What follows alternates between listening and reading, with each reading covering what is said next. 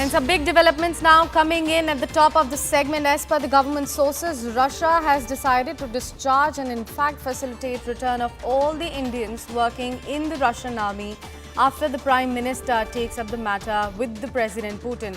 This is very big development as 4 Indians have already been killed in the war, 10 have returned, but nearly 35 to 40 Indians are still believed to be stuck in Russia. Remember, India has been pressing very hard for return of all the Indians fighting in the Russian army as well, and it can be seen as a diplomatic victory for India. We have CNN News 18's Aman Sharma and Payal Mehta joining us on the broadcast. A very good morning to both of you. Aman, first coming to you, what kind of messaging can be decoded with the strategic partnership that India is trying to hold with Russia under Modi 3.0? See, this is a very big development. Russia has decided to discharge and facilitate the return of all Indians which are fighting for the Russian army currently in Ukraine. This is a major breakthrough achieved during Prime Minister Narendra Modi's ongoing visit to Moscow. The development has come after Mr. Modi took up the matter with Russian President Vladimir Putin during their private dinner on Monday. This is what sources are telling us. And, the plight of the Indians fighting for Russia and the Ukraine war has been a key concern for New Delhi. In recent months, reports had surfaced about Indians who had fallen prey to job frauds, were tricked and forced by scammers to fight for the Russian army, which allows recruits from other countries. So far, 4 Indians have been killed in the Russian-Ukraine war. 10 of them have returned to the country, but about 35 to 40 Indians are still believed to be stuck in Russia. And this is why the India's foreign ministry has earlier said that it has been pressing very hard to bring back these recruits. And in fact, Foreign Minister S. Jaishankar had said that the issue is of very deep concern for India. They had been engaging with Russia for the past few months for a headway because the recruitment of Indian nationals in the Russian army is in a conflict situation, is not in consonance with the India-Russia diplomatic partnership. That is what Indian Foreign Ministry has been maintaining. So this breakthrough now coming during Prime Minister Modi's visit to Russia will be seen as a major diplomatic breakthrough.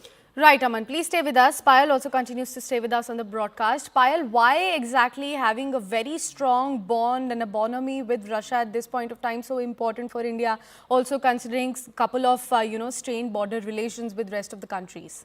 Well, of course, India's visit to Russia is being keenly observed by many, including China and US, among the others as well. Remember, it was Prime Minister Narendra Modi who used his diplomatic excellencies and used his diplomatic connections whatsoever that he had when he was safely able to evacuate Indian students stuck in Ukraine during the beginning of the war. Remember, Prime Minister Narendra Modi spoke to both the Israel president as well as, Ukraine president, as well as the Russian president, and a safe evacuation of the Indian students really happened as well. So this is Prime Minister Narendra Modi's first visit ever since he became the Prime Minister, out of the country. He's gone on a diplomatic visit as well. So obviously it's a very important visit given the fact that there's going to be the discussion of the Ukraine war also, which is going to be on the agenda, because the Indian government has always been of the opinion that war is not the solution for anything else, and we are not in a condition to wage war as well. So of course other key issues including defense and the fact that India has been buying its petrol from Russia has also been on the watch for many countries, especially in the West as well. So all these discussions will be extremely important as Prime Minister Narendra Modi continues with his visit. Of course, he had a first. He landed there yesterday. He had a one-to-one meeting with the president with President Putin yesterday, and the results are already there for people to see. There are many Indian families who wanted their people to be back, given the fact that several Indians had laid down their lives, had in fact suffered because of the war in Ukraine, and basically they were converted into soldiers for the Russian army, but they will now be returned back to India. That's of course a huge diplomatic coup as far as India is concerned. Right, Payal and Aman, thank you so much for breaking that out for all of our viewers. We'll keep coming back to you for more developments on that story.